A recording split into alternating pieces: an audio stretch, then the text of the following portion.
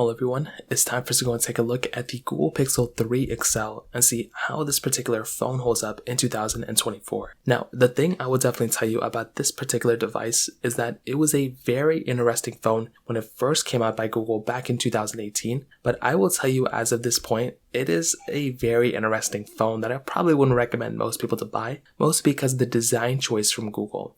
Now, I do think from like 2018 and 2019, those particular years from Google, they just didn't really do that great of a job for their particular devices. And I generally do think that Google could have done a way better job when it came down to it with their particular phones, both from a design standpoint and from a feature standpoint. And with this particular phone, with their XL model, I just think they really dropped the ball. The leaks of this phone really weren't looking that great. And when this phone first came out, it also did not look that great as well, which was kind of an issue with this particular phone. So I will tell you, if you want to pick up some phones that I would recommend buying this year, probably not this one. Links will be down in the description. You can get them from there and you can help support the channel at the same time. Now, starting off with the outside of the Google Pixel 3 XL, on the front of this particular phone, you were essentially getting a pretty big 6.3-inch OLED display. Now, it was a good looking panel, 1440p, and I would probably argue it was probably one of the better panels they made as of that time. Now, the problem with this phone, as you probably could tell, was that one, you were getting,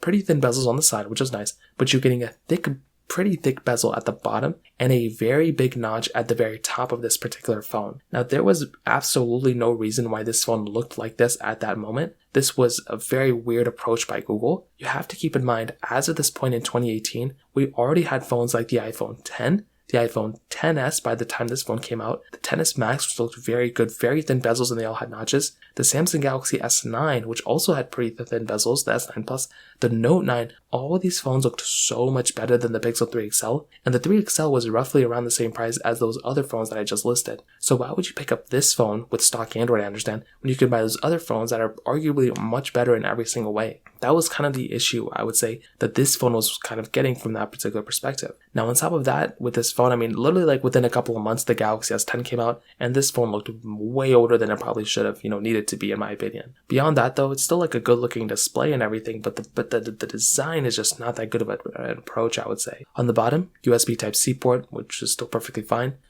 Kind of like a curved side to it a little bit. On the back side, you're getting this aluminum frame, which is great, like a glass back kind of on the very top, and then the rest is like aluminum. It still is like a pretty good feeling phone. It doesn't feel like the most premium thing in the world anymore, I would say. This type of design from Google with it being like kind of glass and kind of not was kind of an interesting thing that they did. But I will still tell you, in my personal opinion, it still is like a pretty good looking phone for the most part. On the back side and on the sides and everything, it has a really good, design language. My main issue is that you basically were not getting a good, notch on this thing. It was a very limited notch. Some things that this phone is missing that a lot of phones have nowadays, you would imagine. You were not getting like 120 hertz on this thing, no multi-camera setup, no like frosted glass back on this phone either. But beyond that, it still is like a pretty decent looking phone. Pricing wise, this phone is still like it's still available in the used market. And there's a reason why a lot of people end up buying phones like this, and that is because of its free Google Photo storage. So that is kind of a nice touch if you're going through and buying this type of device. By having that type of capability, it is actually a really cool thing.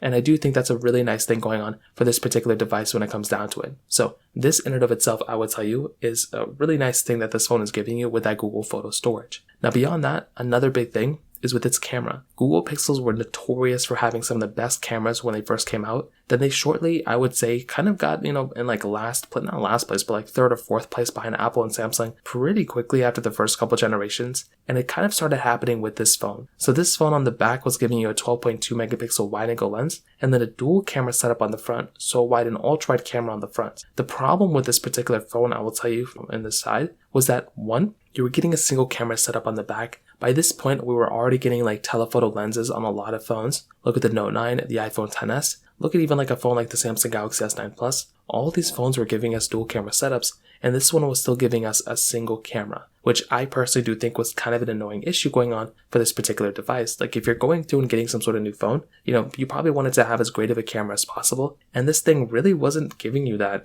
from as far as I can tell from this particular phone. So that right there was like another big thing going on for this particular phone at that time. Another big thing was essentially the lack of, 4K at 60. there's no 4K at 60 anywhere on this phone, which again, in and of itself, I think is kind of an annoying thing going on for this particular device as well. Like if you're going through and getting some sort of phone, like you probably want it to have, the latest camera features that you can get on a majority of devices. And that is kind of the issue that you were getting, I would say, with this particular device. Again, not the biggest deal in the world, but that was kind of one issue that you were getting with this particular phone. So that right there is like another big thing going on with this particular device as well. Now, on top of that, another big thing is essentially with its other side, with its front camera, still a decent camera, wide and ultra wide is pretty crazy, but I will tell you, in my personal opinion, this camera was kind of, not really that great when it came down to it. So that right there is another big thing to keep in mind. Now, on top of that, with its software, this phone, in terms of software longevity, was another interesting thing. Because when you're getting a phone like this, the cool thing I would say with a lot of these devices is that you're essentially getting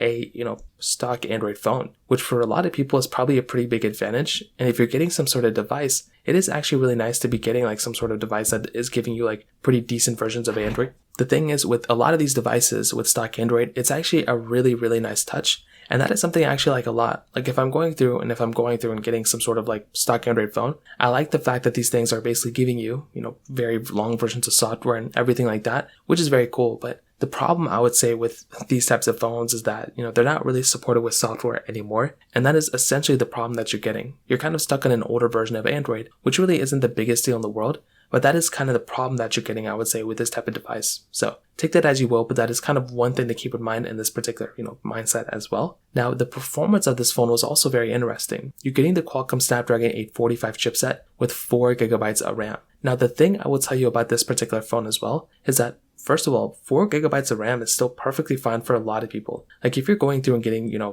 4 gig of RAM, device, for a stock Android phone, it's not terrible, but it's not a lot of RAM either. Maybe I kind of overstated there. I would say 6 is a good middle ground for like really decent performance as long as the chipset's fine. But the chipset here is kind of outdated. Like you are getting a fairly outdated version of a device now, which is kind of an issue. Like with the performance and with everything across the board, that is kind of the problem that you're getting. And I doubt you want to go ahead and actually get a device like this that is already going to be outdated when it comes down to it, which is already going to be a problem. Personally for me, like I said before, if I'm going through and if I'm getting some sort of device, I definitely want it to have as great of a software version ahead of it as possible. And that is kind of the problem that you're getting here. And that is kind of the issue. And the performance of this phone really isn't that great either. But it's still okay, but it's really not as great as you probably would expect. If you're trying to go through and get really big intensive games on this thing, it's probably not going to be that great of an experience anymore either. So at the end of the day, what I will definitely tell you, I look at a phone like the, Google Pixel 3 XL, and this is a device that I probably wouldn't recommend people to buy anymore. It's done getting software updates.